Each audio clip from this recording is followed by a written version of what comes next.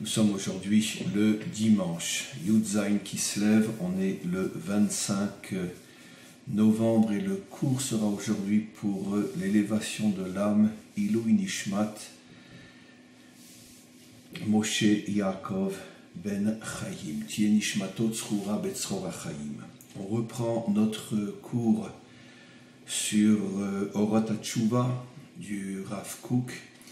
Et on va passer maintenant à une nouvelle étape. Jusqu'à présent, on avait parlé, bien sûr, dans le cadre de nos cours, c'est-à-dire que finalement, il reste encore énormément à voir, à comprendre, à expliquer, mais je suis obligé dans mes cours de toucher l'essentiel et de résumer l'essentiel. Il est absolument impossible d'approfondir comme normalement on aurait le devoir de le faire. Mais quoi qu'il en soit, on a terminé la première étape de la Teshuvah, d'après le Rav, qui est le retour à une vie qui tient compte des besoins réels de notre corps et une vie qui finalement permet à notre corps de rester le plus longtemps possible en bonne santé, de trouver son équilibre et finalement d'être le véritable support de notre activité morale et spirituelle. Il est absolument évident, et Maïmonide, le Rambam, qui était, comme on le sait aussi, un très grand médecin, et qui dans son œuvre magistrale, le Mishneh Torah, a consacré une grande partie au début de cette œuvre qui, 90% de son œuvre traite essentiellement de la loi, c'est-à-dire donc de ce que l'on pourrait appeler la loi spirituelle, c'est-à-dire les commandements divins qui nous permettent de nous connecter au Maître du monde. Mais malgré tout, au tout début de son œuvre, il consacre un temps important à parler justement des problèmes de santé et de notre devoir de faire attention à notre corps. Et entre autres, il explique que si quelqu'un néglige les besoins réels de son corps et finalement il s'affaiblit, à cause de ses fautes, à cause de ses erreurs, il tombe malade et qu'automatiquement cela a une répercussion dans sa vie morale et spirituelle car il ne pourra plus servir Hachem et accomplir sa mission sur terre comme il pourrait le faire s'il avait un corps fort et en bonne santé. Et donc automatiquement, tous les manquements sur le plan moral et spirituel seront considérés comme une faute dont il est directement responsable, puisqu'en affaiblissant son corps, finalement, il porte un préjudice grave sur toute la dimension morale et spirituelle. Donc ça, c'est l'approche du Rambam. On a vu que le Rav Kook, je résume encore un petit peu, va plus loin encore. Ça ne veut pas dire plus loin que le Rambam. Le Rambam a choisi cette explication, le Rav Kook en choisit une autre. Mais il va plus loin encore et il explique que dans la mesure où il y a une unité parfaite entre la dimension spirituelle et la dimension matérielle, entre l'âme et le corps, exactement de la même manière que si tu fautes sur le plan spirituel, par exemple pour un juif, tu ne manges pas kasher, exactement de la même manière, si tu manges mal, dans le sens une nourriture qui affaiblit ou qui abîme ton corps, c'est exactement la même faute, puisqu'il y a une unité totale entre la dimension spirituelle et la dimension matérielle. L'âme a ses propres règles pour rester forte, pour ne pas tomber malade. Le corps aussi a ses propres règles pour rester fort et ne pas tomber malade. Et il n'y a aucune raison de dire que manger non kasher est plus grave que de manger quelque chose qui porte atteinte à ta santé physique. En tous les cas, aujourd'hui, on va maintenant passer à une nouvelle dimension, c'est ce que le Rav Kook appelle la Teshuvah Nafshit, la deuxième étape avant d'arriver à ce que l'on appelle la Teshuvah spirituelle dans le sens plus connu du terme, c'est-à-dire l'accomplissement des lois spirituelles, comme entre autres celle que je viens de citer, la Kashrut pour Israël. Mais avant cette étape-là, il y a une autre étape qui est la Teshuvah Nafshit. De quoi parle-t-on? Cette difficile de traduire le mot nefesh en français. On peut le traduire par le psychisme, par la dimension psychologique de l'homme, mais ça touche essentiellement le monde de son caractère, de ses qualités, de ses défauts. Je pense d'ailleurs que le mot « le caractère » est peut-être le mot le plus approprié pour traduire dans un sens profond, c'est-à-dire d'après le sens des choses, le mot « nefesh ». Le nefesh est le caractère. Chacun d'entre nous a un caractère et très schématiquement, il y a des caractères ouverts, des caractères plus fermés. Il y a des caractères qui sont naturellement bons, d'autres qui sont naturellement durs, etc., etc., etc. Le caractère, bien évidemment, n'est pas en soi quelque chose de négatif. Que tu naisses avec un caractère bon ou un caractère plus dur, le caractère dur n'est absolument pas moins bon en tant que tel que le caractère bon, ouvert. Parce qu'il y a des situations où il y a des hommes qui doivent au contraire avoir ce caractère dur. Parce que dans le projet divin, il faut aussi des caractères durs. Donnons un exemple, un soldat, un dirigeant ou un homme d'affaires ont besoin d'avoir une certaine dureté et rigidité dans leur caractère, car s'ils sont trop bons, s'ils sont trop ouverts, s'ils s'apitoient sur chaque chose et dans n'importe quelle situation, ils ne pourront en aucun cas être de vrais leaders, car un leader a besoin parfois, même souvent, de faire preuve de dureté, de détermination, et il ne peut s'apitoyer constamment devant chaque personne et dans chaque situation, sinon il ne pourra pas diriger. C'est absolument impossible. De même, un soldat, un militaire, s'il est trop bon, s'il est trop ouvert, s'il a pitié de tous et de chacun, il ne pourra jamais jouer son rôle de soldat, etc., etc. Donc, le caractère dur n'est absolument pas quelque chose de négatif. La preuve, dans la construction même du peuple juif, on retrouve ces deux caractères. Selon notre tradition, Abraham incarne le caractère bon, ouvert, généreux, qui a pitié de tous et de chacun, tandis que Yitzhak incarne un caractère beaucoup plus fermé, beaucoup plus replié sur lui-même, beaucoup plus dur. Et les deux font partie des pères fondateurs. Jusqu'à ce qu'arrive le troisième père, Yaakov, qui lui justement arrive à trouver la synthèse, l'harmonie entre les deux qualités, c'est-à-dire la sagesse qui nous permet de comprendre quand et de quelle manière il faut être bon et quand et de quelle manière il faut être dur. Parce que chaque situation nécessite le dévoilement d'une des deux qualités. Donc, encore une fois, chacun d'entre nous naît avec un caractère. Et le caractère en tant que tel n'est ni bon ni mauvais, il est neutre. Là où va intervenir la notion, là où va rentrer plutôt la notion de bon et de mauvais, c'est justement la manière dont j'utilise ce caractère. Est-ce que je l'utilise bien ou je l'utilise mal? Si je suis bon sans aucune limite, avec n'importe qui, de n'importe quelle manière, je peux, sans le savoir, consciemment ou non, je peux renforcer le mal. Parce que si je suis bon avec les méchants, si je suis bon avec les mauvais, finalement, je leur permets d'exister et d'une certaine manière, je cautionne le mal qu'ils font. Donc il faut parfois savoir dire non, ne pas être bon avec n'importe qui, de n'importe quelle manière. Pareil dans l'éducation des enfants. Et de l'autre côté, la dureté. Il est absolument important, dans certaines situations, de faire preuve de dureté, mais d'un autre côté, il y a des situations où il est absolument interdit, insensé, inacceptable d'être dur.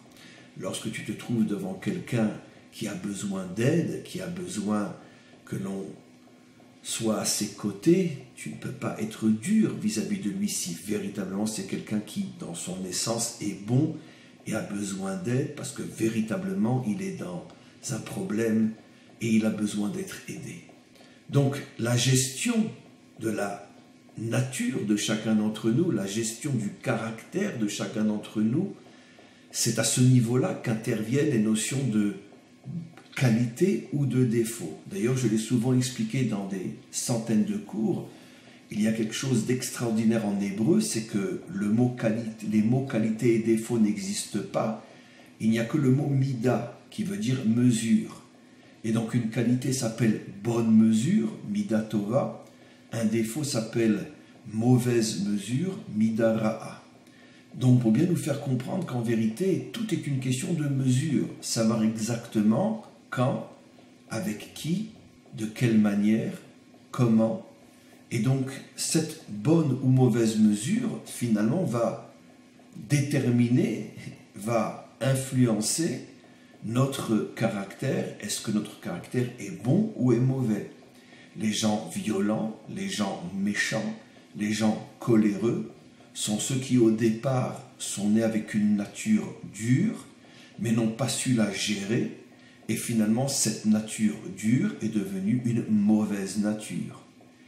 Les gens faibles, les gens lâches, les gens qui sont prêts toujours à tout céder pour qu'on leur fiche la paix, ces gens-là sont des gens qui au départ sont nés avec une bonne nature, mais n'ont pas su la gérer, et donc cette nature finalement est devenue source de faiblesse, de lâcheté, de renoncement et de soumission, parce qu'ils ne savent pas se battre, ils ne savent pas dire non, ils ne savent pas montrer le point lorsqu'il faut absolument le montrer. Et donc finalement, encore une fois, ce qui était un caractère neutre au départ va devenir une mauvaise ou bonne nature selon la gestion de ce caractère qui nous est donné au départ et que nous ne choisissons pas. C'est le maître du monde qui décide, avant que chaque âme descende dans ce monde, c'est lui qui décide quel caractère elle aura. Dans l'aspect plus profond, plus secret de la Torah, dans le Zohar et autres, il est expliqué que chaque âme, avant de descendre sur terre, s'habille d'un lévouche, s'habille d'un habit, et ensemble avec cet habit, l'âme rentre dans le corps. Alors qu'est-ce que cet habit? Alors entre autres, il y a d'autres notions aussi, mais c'est aussi et surtout ce que j'explique. L'habit, c'est le caractère qui va être donné à cette âme dans ce corps. Et ça, d'après nos maîtres, c'est donné avant même que l'âme descende dans ce monde, qu'elle rentre dans le corps. Elle est déjà habillée du caractère qui va se manifester tout au long de la vie de cette personne. Maintenant, bien évidemment, il n'y a que Hachem qui connaît le secret, le pourquoi. Pourquoi décide-t-il que cette âme va naître avec la bonté d'Abraham? Pourquoi décide-t-il que cette âme va naître avec la rigidité de Yitzhak? Ça, c'est déjà des calculs qui correspondent au projet divin. Et comme évidemment, aucun d'entre nous n'a la grande image, parce que pour avoir la grande image, il faudrait comprendre tout ce qui se passe sur Terre, à tous les niveaux, à chaque endroit, à chaque moment, et ceci durant toute l'histoire, chose qui est absolument impossible pour un homme. Même un prophète ne peut pas arriver à englober toute l'histoire humaine dans les moindres détails, dans chaque génération, chaque homme, chaque femme, chaque action, chaque pensée, chaque parole, et le devenir de chaque chose. C'est absolument impensable et impossible. Il n'y a que le maître du monde qui a la grande image. Donc lui sait pour chaque âme, au moment précis où il l'a fait descendre, quelle nature elle doit avoir pour jouer le rôle qui lui est confié. Après, elle réussira, elle ne réussira pas. Ça, c'est un autre problème. Mais en tous les cas, chaque âme descend sur terre avec une mission. Et cette mission est définie, entre autres et surtout, par la nature qu'elle va recevoir.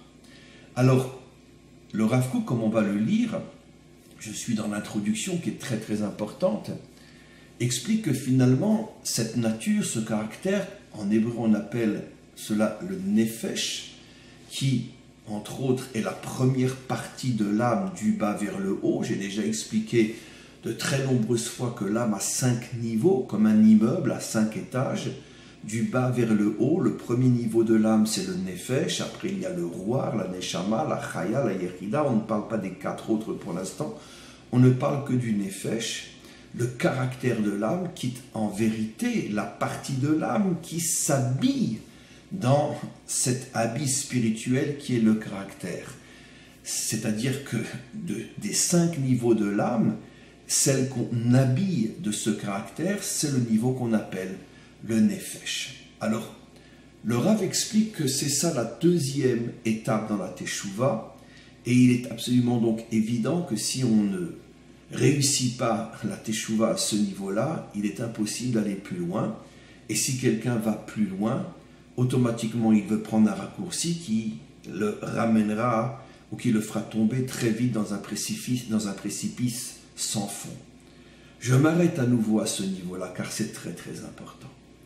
Il est absolument évident que toute personne qui honnêtement réfléchit ne serait-ce que quelques secondes sait très bien et comprend parfaitement que le fait de manger kasher ou non, le fait de mettre les tefilines ou non, le fait d'étudier même la Torah d'une certaine manière, là je rajoute d'une certaine manière, car j'expliquerai après plus profondément.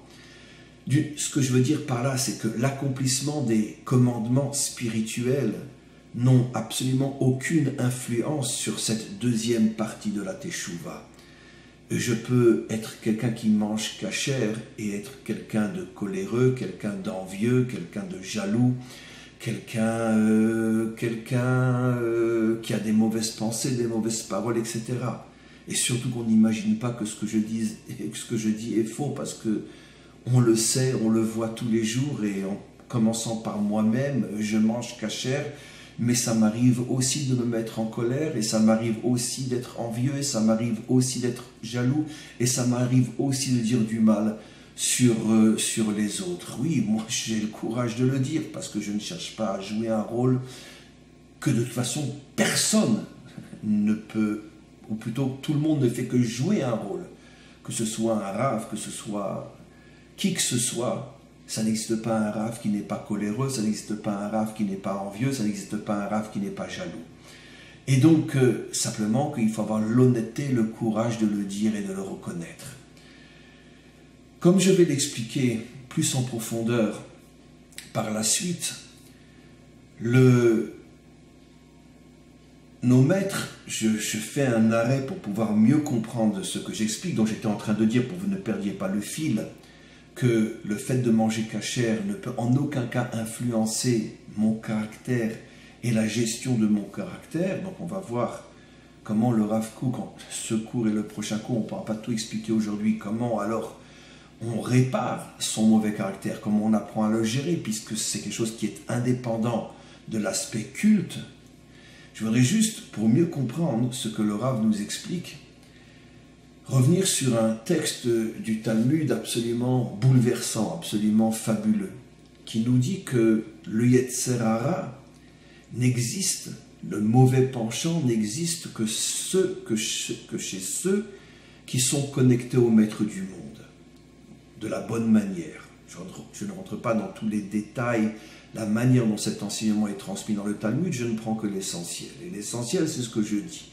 Que le Yetzer Hara, que le mauvais penchant ne s'attaque qu'à ceux qui ont une véritable, bonne et authentique connexion avec le Maître du monde. Alors évidemment, tous les commentaires se posent la question, quoi, ça veut dire quoi? Hitler n'a pas de Yetzer Hara, il n'a pas de mauvais penchant, un voyou, un chef de la mafia, et d'une manière générale, tout le monde, même ceux qui ne sont pas connectés avec le Maître du monde, et même les laïcs et les non-croyants, ils n'ont pas d'Yetzer Hara et ils sont gentils, ils sont bons. Alors évidemment que la question n'est là que pour mieux nous aider à comprendre la réponse. Évidemment que quelqu'un qui n'est pas connecté avec le Maître du monde, à plus forte raison, il aura de graves problèmes et il peut devenir très très très très très méchant. Mais cette méchanceté, ce dérapage, ne s'appelle pas Yetzer Hara.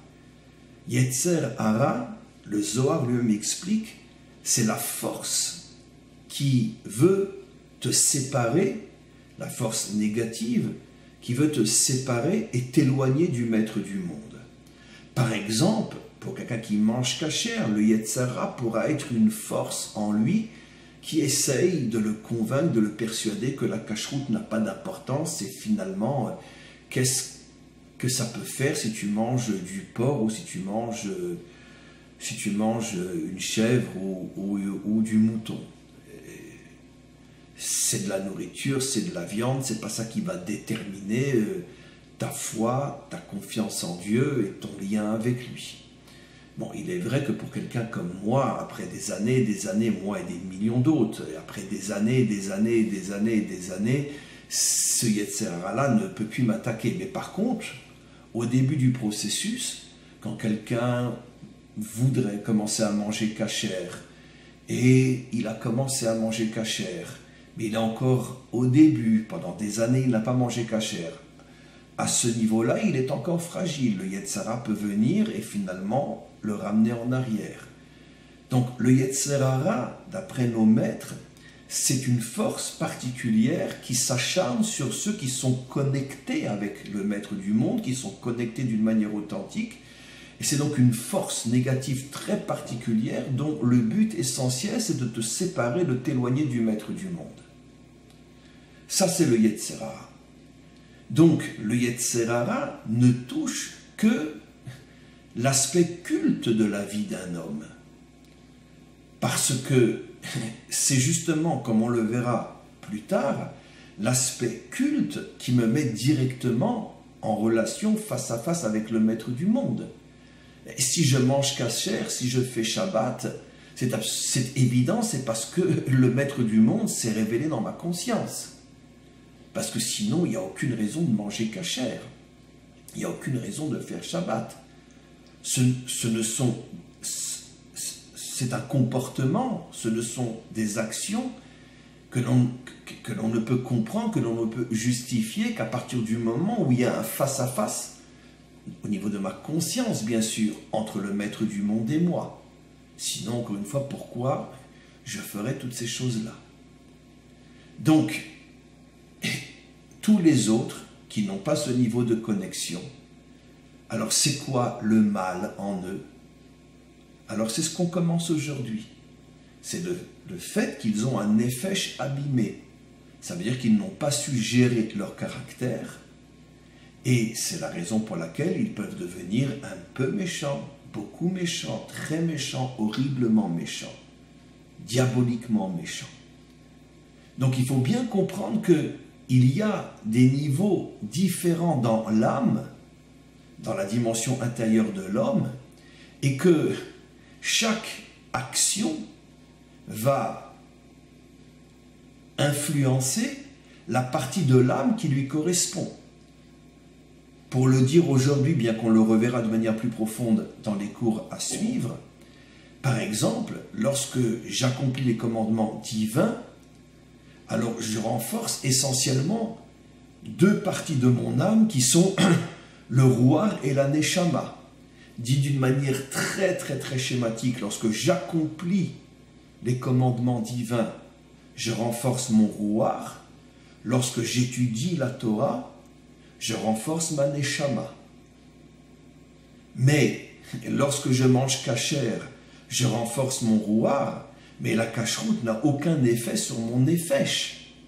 Ce qui veut dire encore une fois que je peux être quelqu'un avec un très mauvais, avec un sale caractère, quelqu'un d'exécrable, et malgré tout, dans mon assiette ne rentre que de la super cacheroute.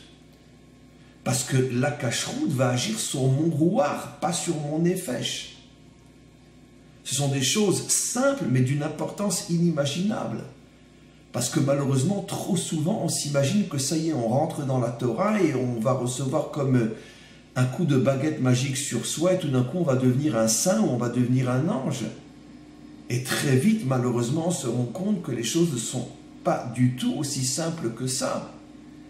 Et quand on va rencontrer quelqu'un, si nous, par exemple, on commence à se rapprocher de la Torah et qu'on va, avec le temps, rencontrer quelqu'un qui donne l'apparence d'être véritablement un vrai religieux dans le sens juif du terme, et puis qui tout d'un coup on le voit se mettre en colère ou avoir un défaut inacceptable, on va se poser des questions. Mais je ne comprends pas, cet homme-là, ça fait 20 ans qu'il étudie la Torah, ça fait 20 ans qu'il mange kasher.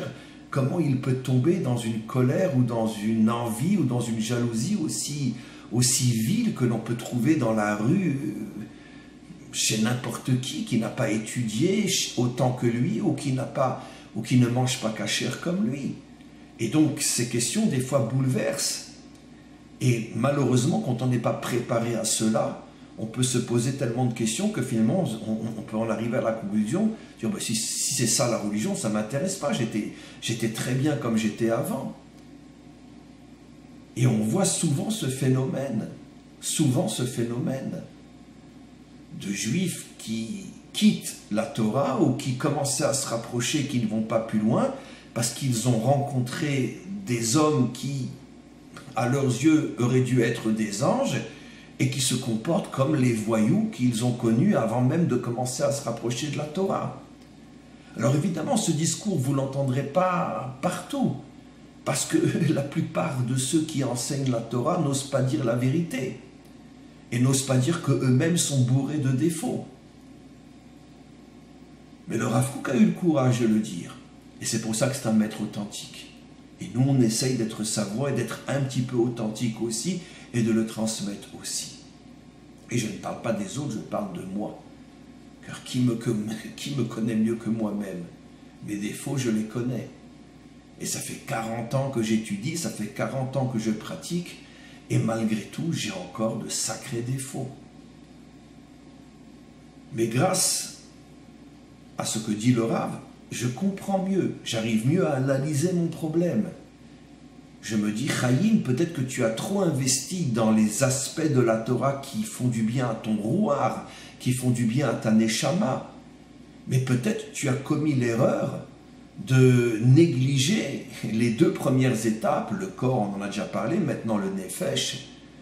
Et tu t'es imaginé que sous prétexte que tu étudies la Torah plusieurs heures par jour, tu vas devenir un saint, tu vas devenir un ange. Mais ce n'est pas du tout comme ça que ça fonctionne. Parce que l'étude de la Torah, elle renforce ta neshama. Ça n'a rien à voir avec le nefesh. Pour réparer le nefesh, c'est une autre école. C'est une autre manière de comprendre les choses et de travailler sur soi. Malheureusement, je le dis encore une fois, 99,9% de ceux qui se rapprochent d'Hachem ne comprennent pas ou n'ont pas suffisamment bien compris ce que l'on est en train d'expliquer aujourd'hui. Et là, il y a un problème énorme. Alors bien sûr, il faut comprendre, et je suis toujours dans l'introduction, mais l'introduction est fondamentale, on va simplement lire quelques lignes aujourd'hui, il faut comprendre aussi la chose suivante, telle que je l'ai expliqué, que finalement si je mange kasher, je fais du bien à mon rouar, si j'étudie la Torah, je fais du bien à ma neshama, mais mon nefesh, lui, il reste aussi peu travaillé tant que je ne l'aurai pas travaillé.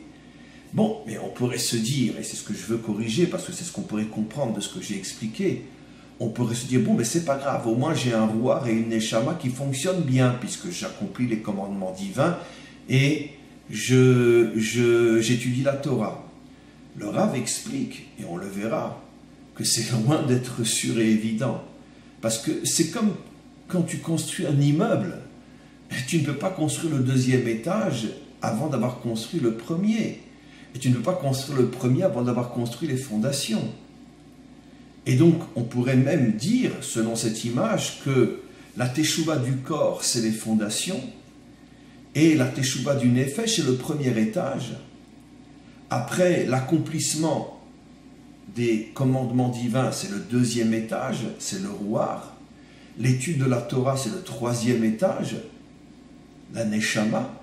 Mais quoi qu'il en soit, si tu ne construis pas le premier étage, il n'y a aucune chance de pouvoir construire le deuxième et le troisième. Ça veut dire que tu vis dans une illusion totale.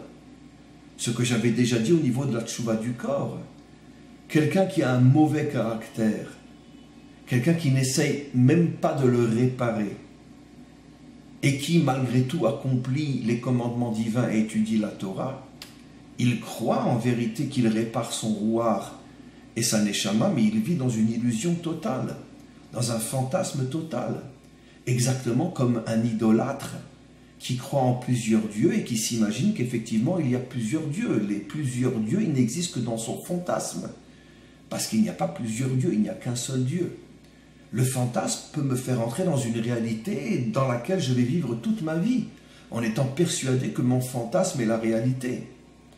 Exactement de la même manière, tant que j'ai un mauvais caractère, c'est-à-dire que j'ai encore des défauts que je n'ai pas corrigés, ou au moins, au minimum, comme on le verra, le Rav expliquera plus tard que le désir fort, profond, authentique de se corriger est déjà en soi une réparation énorme, même si on n'arrive pas toujours à se corriger à 100%, parce que nul n'est parfait, comme on le sait.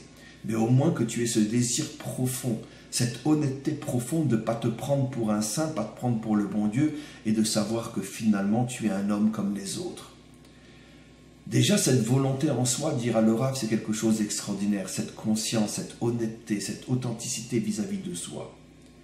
Mais quoi qu'il en soit, si tu es quelqu'un qui étudie la Torah, qui accomplit les mitzvot, mais que tu ne travailles pas honnêtement et puissamment sur ton caractère, eh ben tu vis dans un fantasme.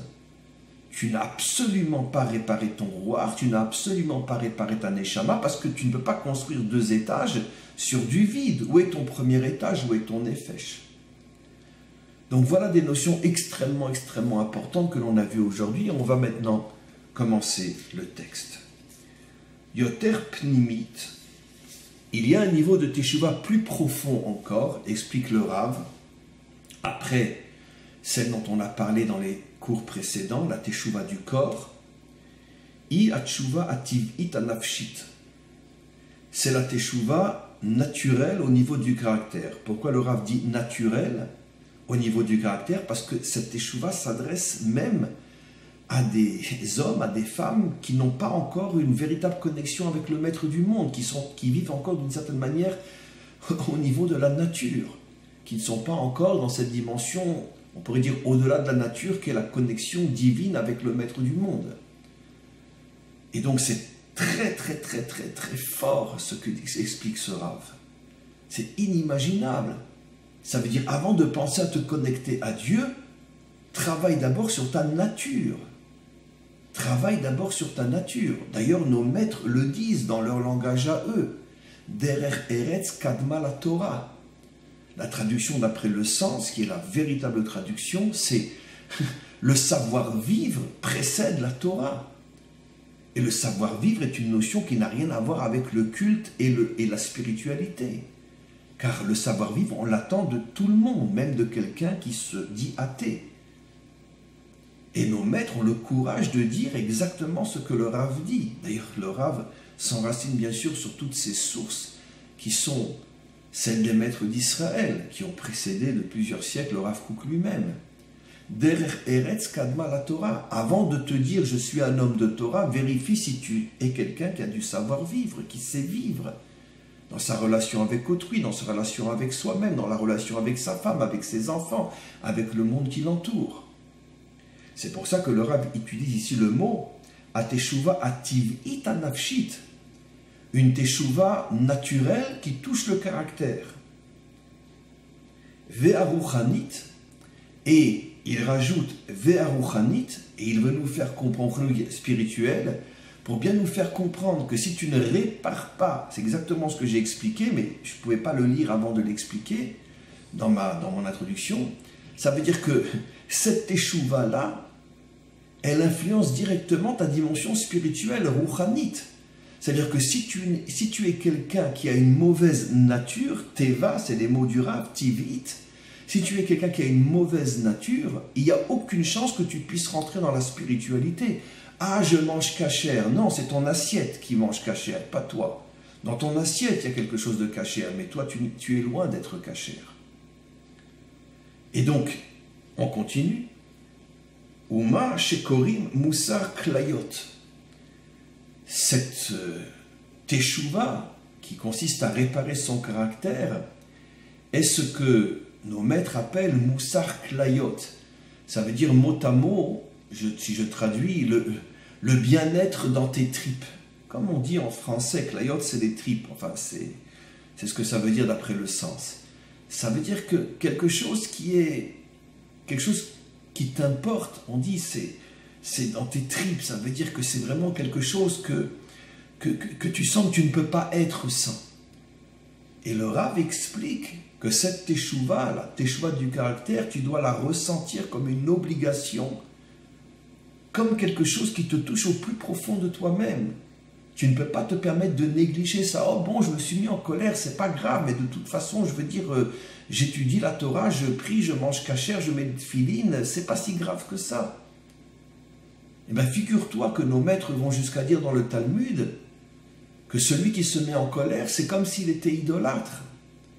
Et nos maîtres continuent et disent dans le Talmud que l'idolâtre, c'est comme s'il était koffer, comme s'il niait, annulait toute la Torah. Ça veut dire que tu étudies la Torah tous les jours, tu l'accomplis, mais tu ne travailles pas sur ton caractère coléreux, tu es un idolâtre, et donc tout ce que tu étudies, c'est comme si tu ne faisais rien. Puisque nos maîtres nous disent que Kol Amodeh Be'avodazara Kilu Kofer Bechol HaTorah Kula, que tout celui qui vit comme un idolâtre, c'est comme s'il abandonnait toute la Torah. Donc tu n'étudies pas la Torah, tu vis dans une illusion d'étude de la Torah. Donc tout ce que l'on est en train d'étudier ici a déjà été exprimé par nos maîtres il y a des millénaires. Simplement que les enseignements des maîtres sont tellement codés et fermés qu'il faut constamment que dans chaque génération de nouveaux justes comme lui viennent et, on pourrait dire, reparlent de ces notions-là dans un langage différent pour qu'on puisse le comprendre, comme je le fais moi-même.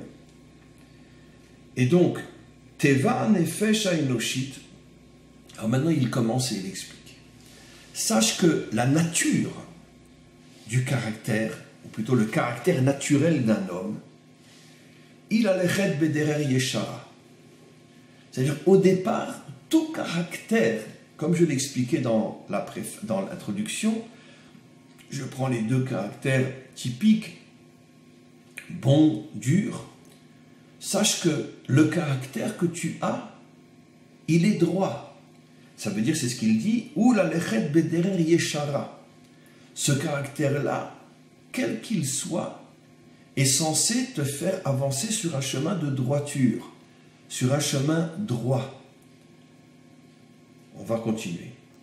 Ou que chez Sarmina derer, mais lorsqu'une personne quitte le chemin droit sur lequel son caractère, sa nature voulait le faire avancer, ou que chez Sarmina derer, que chez Nafal bechet, et que l'homme tombe dans des erreurs, dans des manquements, le mot chet, que malheureusement on traduit trop souvent par le mot faute, c'est une très grave, fausse et dangereuse traduction. Le mot chet veut dire en hébreu un manquement. Lorsque tu manques quelque chose, lorsque tu manques ta cible, on dit atamarti et tamatara. Lorsqu'on t'a confié une mission et que tu ne l'as pas réalisée, atamarti et tashlichut shelcha en hébreu. Et le mot chet veut dire manquer, mais veut dire aussi erreur et veut dire aussi un sentiment de manque en soi, pas seulement de manquer une chose que l'on devait faire, mais un sentiment de manque en soi, lorsqu'on se sent vide, lorsqu'on ne se sent pas bien. Tous les problèmes de mal de vivre que l'on a en soi, de mal-être que l'on a en soi, s'appellent chet, d'après la véritable et bonne traduction. Alors c'est ce qu'il explique.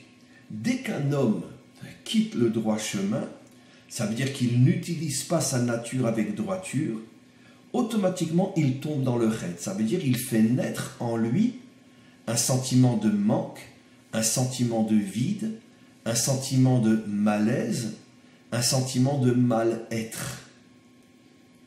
Et donc, im nafsho adaï no yishreta legamre, et ça, c'est aussi à la condition que son nefesh n'a pas encore été complètement abîmé, complètement détruit. Ce qu'il veut dire par là, c'est que si quelqu'un se comporte mal, on parle au niveau du nefesh, pas au niveau spirituel, mais que, comme le disent nos maîtres, quand une personne fait quelque chose de négatif, il le fait une fois, deux fois, trois fois. Si ça ne le dérange pas et qu'il ne se remet pas en question, après ça va devenir une seconde nature et il n'aura plus aucun problème à être mauvais. Ça veut dire que la méchanceté va devenir sa vraie nature au point qu'il ne voit plus du tout le problème. Ça aussi, c'est une notion sur laquelle on parlera. Donc, toute la difficulté est dans, on pourrait dire, le début du phénomène, le début du processus. Parce qu'explique le Rav, lorsqu'un homme ne va pas dans le droit chemin et qu'automatiquement il va ressentir un vide en lui, un mal de vivre, c'est à ce moment-là qu'il faut qu'il se prenne en main. Parce que s'il ne se prend pas en main à ce moment-là et qu'il continue dans les mêmes erreurs, à ce moment-là, ces erreurs vont devenir une seconde nature et il ne se rendra même plus compte qu'il est dans l'erreur, qu'il est dans le mal.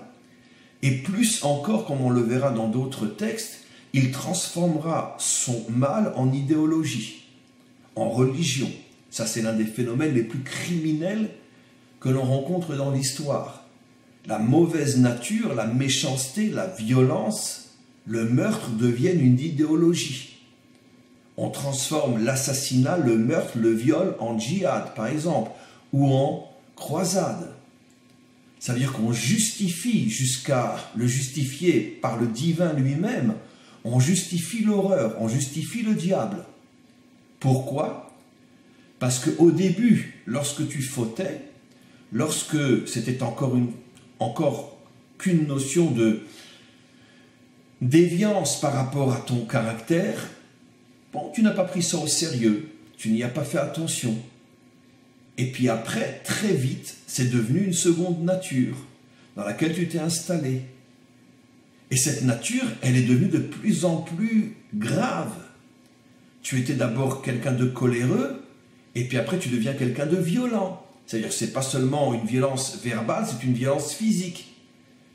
Et après, de cette violence physique, tu vas devenir un criminel. Mais le problème, c'est que devenir un criminel, ce n'est pas possible. Parce que là, il y a des blocages, on pourrait dire, au niveau de la conscience qui ne me permettent pas d'aller si loin. Comment je vais contourner ça? Eh bien, en inventant une idéologie qui justifie le crime. On massacre tous les infidèles. Et donc, c'est un processus extrêmement dangereux. Et les pires choses sur Terre sont la conséquence directe de ce phénomène qui n'a pas été pris en main à sa racine, au moment où je ne me sens pas bien en moi. Et donc c'est ce qu'il explique ici, chaque mot, chaque phrase est d'une importance inimaginable. Adaï non ishrata legamre, tu ne peux te réparer et revenir sur le droit chemin que tant que tu sens ce vide en toi. Mais ce vide, tu ne vas pas le sentir longtemps. Fais attention, si tu t'installes dans l'erreur, tu vas après vivre avec elle comme si c'était toi et que tu ne vois plus du tout le problème. Aré achouchazé, donc maintenant il parle pour celui qui voudrait se prendre en main dès l'origine de la déviance. Aré achouchazé chez la yashrut madivet levavo. Ben oui, quand on tord quelque chose, ça fait mal. Lorsque quelqu'un se tord le pied, lorsqu'il se tord le bras, lorsqu'il se tord le cou, un torticolis, il a mal. Parce que la nature du cou, c'est de ne pas être tordu. La nature de la jambe, c'est de ne pas être tordu. Une fêlure, une fracture, c'est parce qu'on a tordu sa jambe. Donc ça pète, ça casse. Exactement de la même manière sur le plan du nefesh, sur le plan de mon caractère. Mon caractère, on pourrait dire, se sent bien et me fait sentir bien que lorsque j'avance droit avec mon caractère. Mais dès que je vais tordre mon caractère, trop à droite ou trop à gauche, eh ben, je vais ressentir une douleur en moi. Et cette douleur, c'est ce mal de vivre qui est en moi, c'est ce mal-être qui est en moi. C'est extraordinaire. Tout ce qui existe au niveau du corps existe au niveau du nefesh, du psychisme de l'homme. Une fracture psychologique, eh ben, c'est exactement la même chose qu'une fracture physique. Il faut réparer. Avec la différence et ça c'est quelque chose d'extraordinaire, c'est qu'une fracture du pied, eh ben, elle ne se réparera pas toute seule. Et donc, tant que tu ne répareras pas, eh ben, tu auras mal, tu ne pourras pas marcher. Malheureusement, au niveau du nefesh, c'est malheureusement différent. Si tu ne répares pas tout de suite, tu vas rester avec un nefesh tordu, fracturé, mais trop vite, tu ne ressentiras plus la douleur, au point que tu croiras que finalement, tu ne t'es absolument pas fracturé le nefesh. Tu n'es pas du tout quelqu'un de tordu. Et ça, c'est le piège inimaginable. La différence entre le corps et le nefesh, c'est que le corps non soigné fera toujours mal, donc tu seras obligé de le soigner, mais un nefesh non soigné ne fera pas toujours mal. Et après, le mal va devenir ta véritable nature, et tu ne sauras même pas que tu es quelqu'un de tordu.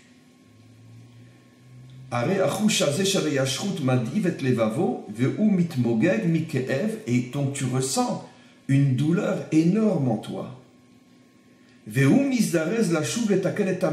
c'est à ce moment-là qu'il faut immédiatement s'empresser de réparer ce qui est tordu.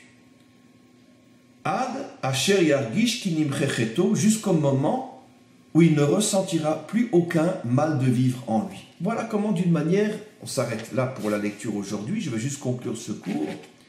Voilà comment, d'une manière extraordinairement simple et profonde, comme je dis toujours, plus une chose est profonde, plus elle doit s'exprimer d'une manière simple, c'est la preuve qu'on est en face d'un vrai maître. Parce que si c'est trop compliqué, s'il joue au médecin avec ses formules compliquées, ça veut dire que lui n'a rien compris.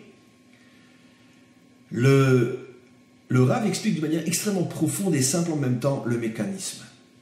Tu as un point de repère pour savoir si tu avances d'une manière droite avec ton caractère. Tu as un caractère dur, mais est-ce que tu l'utilises avec droiture, cette dureté? Tu as un caractère bon, mais est-ce que tu l'utilises avec droiture? Alors, il y a un point de repère, un cadeau incroyable que le Maître du Monde nous a donné, exactement comme avec le corps. Dès que tu vas tordre cette droiture, tu vas ressentir un malaise en toi. Tu n'es pas bien. Tu n'es pas bien. Tu es triste, tu es cafardeux, tu es boudeur, ça ne va pas. Ce qui est en vérité le lot de pratiquement 100% des hommes et des femmes sur Terre. Ça ne va pas. Alors le problème, c'est que là, Hachem t'envoie un signal extraordinaire. Le ça va pas est là pour te faire comprendre que non, tu as dévié du droit chemin. Tu es peut-être trop bon. Tu es peut-être trop dur. Tu es peut-être pas assez bon. Tu es peut-être pas assez dur. Parce que la mauvaise mesure, c'est dans les deux sens. Donc si je comprends que le mal de vivre que j'ai en moi est là pour tout de suite me ramener sur le droit chemin, qu'est-ce que je fais? Ben, je réajuste mon caractère. Je fais des essais. Je suis un petit peu plus dur. Non, je vois que c'est pire encore. Alors peut-être que le signe était que je suis un petit peu trop dur, donc je vais être un petit peu moins dur. Et tout d'un coup, je sens que j'ai nouveau une joie intérieure qui m'habite. J'ai nouveau un équilibre, une harmonie intérieure. Automatiquement, c'est automatique. C'est comme le plâtre sur la jambe. Si tu retrouves la bonne mesure, automatiquement, tu te sentiras bien à l'intérieur. Donc, je fais des essais. Par exemple, dans la relation avec quelqu'un, ça ne marche pas et ça me met mal à l'aise, je suis mal dans ma peau. Je fais des essais pour réajuster. Jusqu'au moment où je sens que, ah, ça y est, je me sens nouveau bien. Je suis en paix avec moi-même. J'ai retrouvé la juste mesure. Voilà le secret. Ça veut dire qu'en vérité, cette teshuva, elle consiste à quoi? Elle consiste en permanence à écouter le malaise qui est en soi, et il est trop fréquent, pratiquement permanent, et tout de suite se dire, ce malaise, il n'est pas venu comme ça, par hasard. Ce malaise, c'est un cadeau du ciel pour m'aider à réajuster mon caractère.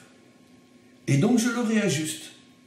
Et si je le réajuste, je fais des essais, ça ne va pas tout de suite être parfait. Je fais des essais un petit peu à droite, un petit peu à gauche, jusqu'à ce que je retrouve le milieu, et automatiquement, je sens en moi un bien-être extraordinaire. Les vrais justes, eux, qui ont passé des années de leur vie dans cette étape-là, sont des êtres qui ont toujours une joie intérieure, une harmonie, un bien-être intérieur extraordinaire. Je disais, par rapport au rabbi, par exemple, le rabbi de Lubavitch, un homme qui a été photographié des millions de fois dans sa vie. Et vous imaginez qu'on ne lui demande pas de poser devant la photo. Des millions de fois, à son insu. Des millions de photos du rabbi qui circulent dans le monde. On ne le voit jamais, jamais, jamais, jamais, jamais, jamais avec un visage triste, anxieux, inquiet. Il a toujours un visage illuminé et illuminant. Parce qu'il a complètement réussi cette étape de la Teshuvah. Je prends l'exemple d'un vrai juste, mais il y en a des milliers d'autres. Et donc automatiquement, il est toujours en paix avec lui-même, il est toujours bien avec lui-même. Et donc il peut se permettre de passer à l'étape suivante, les prochains cours, la construction du roi, de la Neshama et bien plus encore. Donc, encore une fois, je mange kasher, j'étudie la Torah, je fais Shabbat, mais je ne suis pas bien dans ma peau. J'ai des tristesses, j'ai des angoisses, j'ai des colères, j'ai des envies, je me sens vide, je ne me sens pas bien. Eh bien, ça prouve que tu es passé à la 3e ou 4e étape trop vite. Tu as négligé la 2e étape. Reviens à la 2e étape et sois à l'écoute du vide que tu as en toi. Et réajuste ton nefesh. C'est pas sorcier, c'est pas midi à 14h. Comme dans une relation, dans un couple, une relation avec des enfants. Ça ne marche pas. Bon, on essaye l'un et l'autre, si on est honnête, de trouver le point d'entente entre nous. Une affaire qui ne marche pas dans un autre domaine, il y a constamment des pertes de capitaux, etc. On frôle la faillite. Si on est un homme intelligent, honnête, on essaye de voir ce qui ne va pas, on répare jusqu'à ce qu'on s'en sorte. Comme une maladie physique, on essaye de trouver le bon médecin qui nous donnera les bons médicaments jusqu'à ce qu'on s'en sorte. Ce n'est pas quelque chose qui dépend du divin, c'est quelque chose qui dépend essentiellement de toi. Et c'est à ta portée. Le problème, comme je l'ai expliqué, c'est que si, finalement, tu acceptes de vivre avec ce vide en toi, eh bien très très vite, tu ne vas plus ressentir la douleur, et finalement, tu vas complètement, t'identifier à ton caractère tordu, et tu risques très vite de devenir un monstre, comme on l'a expliqué. Voilà pour aujourd'hui, je pense un cours d'une extrême importance qu'il faut écouter et réécouter. À tous et à toutes, une très très bonne journée.